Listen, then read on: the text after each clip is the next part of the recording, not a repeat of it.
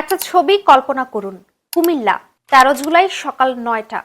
একজন ১৭ বছরের মেয়ে কোমর পানিতে দাঁড়িয়ে, বাম হাতে প্রবেশপত্র মাথার উপরে তুলে ধরেছে যেন ভিজে না যায়। সামনে তার পরীক্ষা কেন্দ্র, পেছনে তার ভাসন্ত শহর। এটা কোনো কাল্পনিক ছবি নয়, বরং এটাই ২০২৬ সালের জুলাই মাসের ছবি। আর এটা শুধুমাত্র একজনের গল্প নয়, এরকম ভোগান্তি মোকাবেলা করতে হয়েছে অসংখ্য এইচএসসি পরীক্ষার্থীকে। আর এই দৃশ্যের ছবিগুলোই সম্প্রতি সোশ্যাল মিডিয়ায় ভাইরাল হয়েছে। লক্ষ লক্ষ মানুষ যা দেখেছেন ক্ষোভ প্রকাশ করেছেন, কিন্তু সেই ক্ষোভের মাঝে একটা প্রশ্ন হারিয়ে গেছে: পরীক্ষা বন্ধ না করার সিদ্ধান্তটা কার স্বার্থে নেওয়া হয়েছে? এর উত্তর অবশ্য সরকার নিজেই দিয়েছে। বিএসএস এর বিজ্ঞপ্তিতে আন্তঃশিক্ষা বোর্ড বলেছে, পরীক্ষা চালানোর সিদ্ধান্ত নেওয়া হয়েছে যাতে শিক্ষার্থীদের একাডেমিক জীবন ব্যাহত না হয়, ফলাফল সময় মতো প্রকাশিত হয়, শিক্ষা বর্ষপুঞ্জি বজায় থাকে এবং উচ্চশিক্ষায় ভর্তি প্রক্রিয়া নিশ্চিত হয়। শুনতে যুক্তিসঙ্গত, কিন্তু একটু গভীরে যান।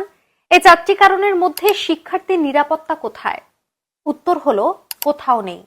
আজকে শিক্ষার্থীদের এই নিরাপত্তার অনুপস্থিতিটাই বিশ্লেষণ করব।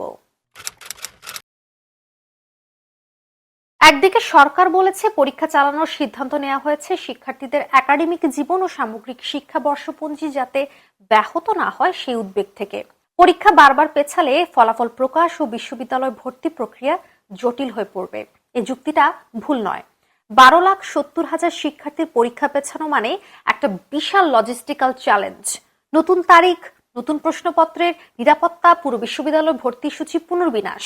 কিন্তু এখানে একটা মৌলিক প্রশ্ন আসে, আর সেটা হলো এই বছর এইচএসসি পরীক্ষা ঐতিহ্যগত এপ্রিলের বদলে জুলাইয়ে সরে এসেছে বিভিন্ন কারণে, যেমন জাতীয় নির্বাচন, রমজান, ঈদ এবং এসএসসি পরীক্ষার রুটিন। অর্থাৎ পরীক্ষা জুলাইয়ে হচ্ছে কারণ প্রশাসনিক ও রাজনৈতিক কারণে আগে নেওয়া সম্ভব হয়নি। আর জুলাই মানেই বাংলাদেশের বর্ষা মৌসুম, বন্যার মৌসুম। তাহলে প্রশ্নটা দাঁড়ায়, যে সিদ্ধান্তের কারণে পরীক্ষা বর্ষা মৌসুমে ঠেলে দেয়া হলো, সেই সিদ্ধান্তের মাসুল কে দিচ্ছে? সহজ কথায় সেই সিদ্ধান্তের মাসুল দিচ্ছে শিক্ষার্থীরা। এখানে সবচেয়ে গুরুত্বপূর্ণ বিষয়টা আসে, সারা দেশের ২,৬৯৭টি কেন্দ্রে ১২,৭০,৫৮৩ জন পরীক্ষার্থী অভিন্ন প্রশ্নপত্রে পরীক্ষায় অংশ নিচ্ছেন। অভিন্ন প্রশ্নপত্র, এই দুটো শব্দে এই সমস্যার মূল। একই প্রশ্নপত্র মানে ধরে নেওয়া হচ্ছে সবার পরিস্থিতি সমান। কিন্তু ধরুন ১৩ জুলাই কুমিল্লায় কোমর সমান পানি ভেঙে পরীক্ষার্থীদের কেন্দ্রে যেতে দেখা যায়। একটি কেন্দ্রে নৌকায় করে শিক্ষার্থীদের শ্রেণীকক্ষ পর্যন্ত পৌঁছে দেওয়ার ঘটনাও ঘটে। আর ধরুন ঢাকার গুলশানে একজন শিক্ষার্থী যদি শীতাতপ নিয়ন্ত্রিত কক্ষে পড়াশোনা করে একই প্রশ্নপত্রে পরীক্ষা দেয়, তাহলে এই দুজন কি সমান প্রতিযোগিতায় ছিল? মনোবিজ্ঞানীদের গবেষণা বলছে, শারীরিক কষ্ট ও মানসিক চাপ সরাসরি পরীক্ষার ফলাফলকে প্রভাবিত করে। আমেরিকান সাইকোলজিক্যাল অ্যাসোসিয়েশনের গবেষণা অনুযায়ী তীব্র মানসিক চাপের মধ্যে একজন শিক্ষার্থীর জ্ঞানী ও কার্যক্ষমতা উল্লেখযোগ্যভাবে কমে যায়। কোমর পানি ঠেলে ৩ ঘন্টা হেঁটে আসা একজন শিক্ষার্থীর মস্তিষ্ক আর শুকনো ঘরে পরীক্ষা দিতে আসা শিক্ষার্থীর মস্তিষ্ক একই অবস্থায় থাকে না, কিন্তু তাদের একই মানদণ্ডে মূল্যায়ন করা হচ্ছে। এটা অভিন্ন প্রশ্নপত্র নয়, এটা একটা অসমান প্রতিযোগিতা। এখানে একটা ঐতিহাসিক তুলনা দরকার। ২০২৪ সালে বাংলাদেশে ব্যাপক বিক্ষোভ ও অস্থিরতার কারণে সরকার এইচএসসি পরীক্ষা বাতিল করেছিল। সেই সিদ্ধান্ত জনশৃঙ্খলা বজায় রাখার লক্ষ্যে নেওয়া হয়েছিল। ২০২৪ সালে রাজনৈতিক অস্থিরতায় পরীক্ষা বাতিল হয়েছিল, আর ২০২৬ সালে প্রাকৃতিক দুর্যোগেও পরীক্ষা চলছে।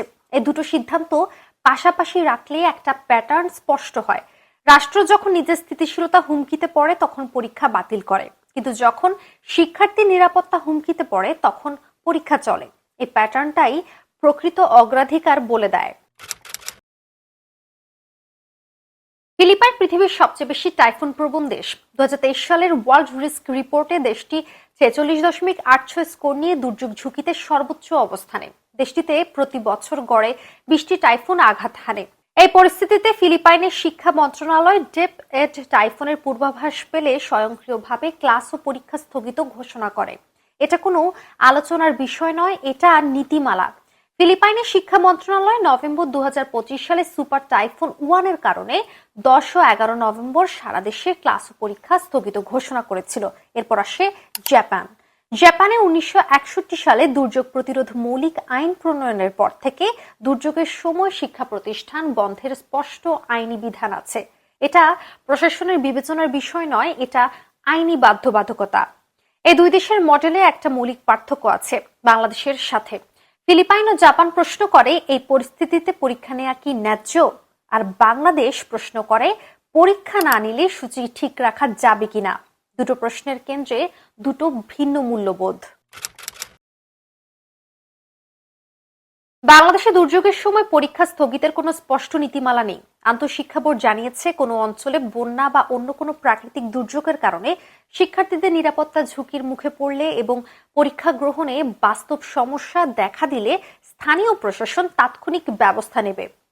তাৎক্ষণিক ব্যবস্থা, বাস্তব সমস্যা, নিরাপত্তা ঝুঁকি এই শব্দগুলোর কোনো সংজ্ঞা নেই। কোমর পানিতে পরীক্ষা কেন্দ্রে যাওয়া কি নিরাপত্তা ঝুঁকি? নৌকায় করে পরীক্ষার হলে ঢোকা কি বাস্তব সমস্যা? কর্তৃপক্ষের উত্তর হয়তো না, কারণ পরীক্ষা তো শেষ পর্যন্ত হয়েছে। কিন্তু পরীক্ষা হয়েছে আর ন্যায্যভাবে পরীক্ষা হয়েছে, এই দুটো কিন্তু এক কথা নয়।